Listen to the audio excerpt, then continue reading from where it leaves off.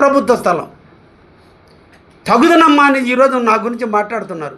Money scam ఒకటి కావల్లో జరిగింది.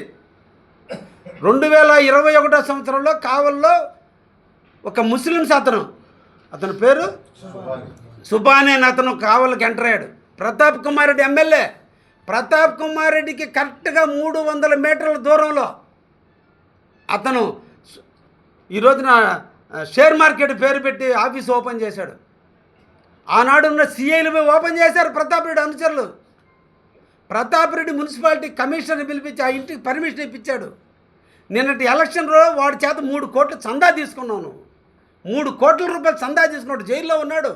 వాడు చెప్పిన రికార్డులన్నీ ఉన్నాయి. ప్రతాప్ రెడ్డి వాడు కావల్లో చేసిన ఫైనాన్స్ వ్యాపారం ఈ రోజున 10 రూపాయలు వడ్డీ చూపించి, నెలకి 10 రూపాయలు వడ్డీ చూపించి పేదవాళ్ళందరి దగ్గర దోచుకుంటుంటే నేను పట్టించిన క్యారెక్టర్ నాది.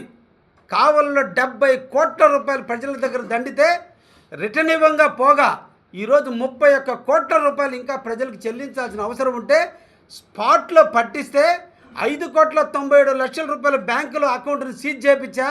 8 కోట్ల రూపాయల ఆస్తిని సీజ్ చేపిస్తే ఈరోజు 14 కోట్ల రూపాయలు ఈరోజు ఆస్తిని సీజ్ చేపించి కలెక్టర్ దగ్గర నుంచి జీవోకి రికమెండ్ చేయించి అతి తొందరలో కావల్లో ప్రజలకు డబ్బులు పంచేదానికి ప్రయత్నం చేసిన నా మీద కావల్లో జరిగింది నీ హయాంలో.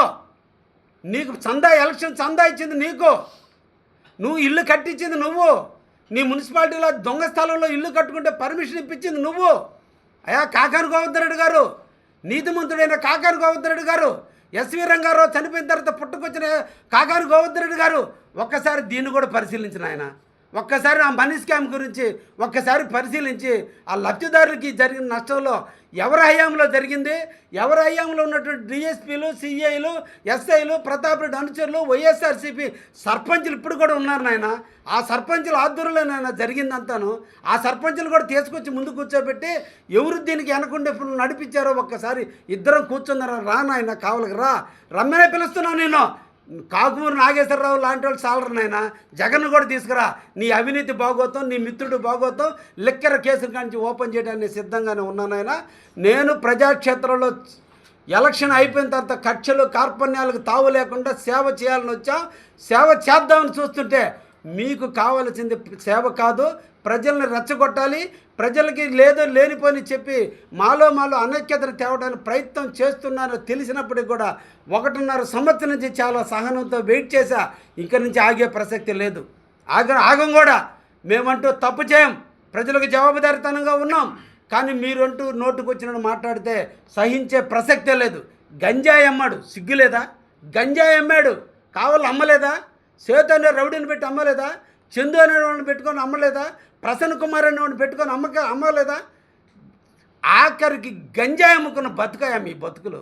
మీరా మా గురించి మాట్లాడేది? మీ మిత్రుడు లిక్కర్ అన్నారే, ఈరోజు లిక్కర్ ఆయన ఇంజనీరింగ్ కాలేజీలో డంప్ ఉంది. ఎస్, నేను దానికి కూడా ప్రమాణం చేయడానికి సిద్ధంగా ఉన్నా. ఆ కేసులో జైలు పాలైన సుకుమార్ రెడ్డి మీ పార్టీ వాడే, తీసుకొచ్చి వాడి చేత చెప్పించండి. జగదీష్ రెడ్డి మీ పార్టీ వాళ్ళే. వాళ్ళిద్దరే రేత్రిపూట ప్రొక్లైన్లో పెట్టి గుంట దవ్వి డంపులో లిక్కర్ దాచిపెట్టింది. 3 లోడ్ల లిక్కర్ను దాచిపెట్టింది. సరస్వతి ఆలయానికి చిహ్నమైన ఇంజనీరింగ్ కాలేజ్ దాచిపెట్టారా? నీకు ఇంజనీరింగ్ కాలేజ్ ఉంది, కాకానికి ఉంది. ఆయన లిక్కర్ కేసులో ముద్దాయి, నువ్వు ఇద్దరు క్లోజ్ ఫ్రెండ్స్.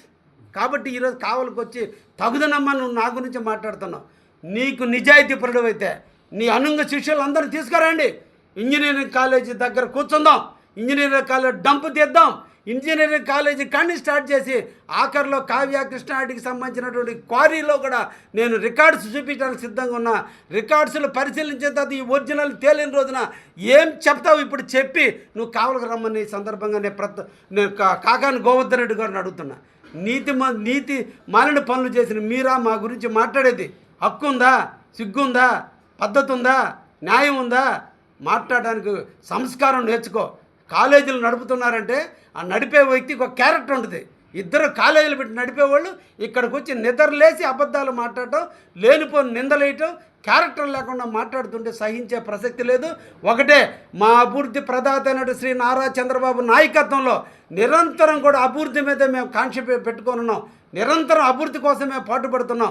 ఒకవైపున సంక్షేమాలు, ఇంకో వైపున అభివృద్ధి జరుగుతుంటే చూసి ఓర్వలేక, ఎప్పుడు మీ పార్టీ ఏమైపోద్దో తెలియక వైసీపీ ఖాళీ అయిపోయే పరిస్థితులు ఉన్నటువంటి వాటిల్లో ఈరోజు కేడర్ని కాపాడుకోలేక ఎప్పుడో వస్తుంది ఏంది వచ్చేది, తక్కువ రావాలా, ఏంది వచ్చేది నీకు ఇంకోటి ఇది రావాలా, ఇంక అయిపోయింది మీ బతుకులు, ఇంకేం రావు.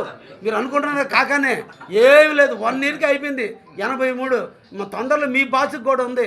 ఇప్పుడు ఆయన వచ్చాడు మళ్ళా నీకు, నువ్వేంది మమ్మల్ని చేసేది? 4 ఏళ్ళు ఉంది, ఏమి పీకలేకపోయి మీ చేతిలో ఉన్నప్పుడే. ఈ తప్ప యువ నాయకుడు ఉన్నాడు ఇక్కడ.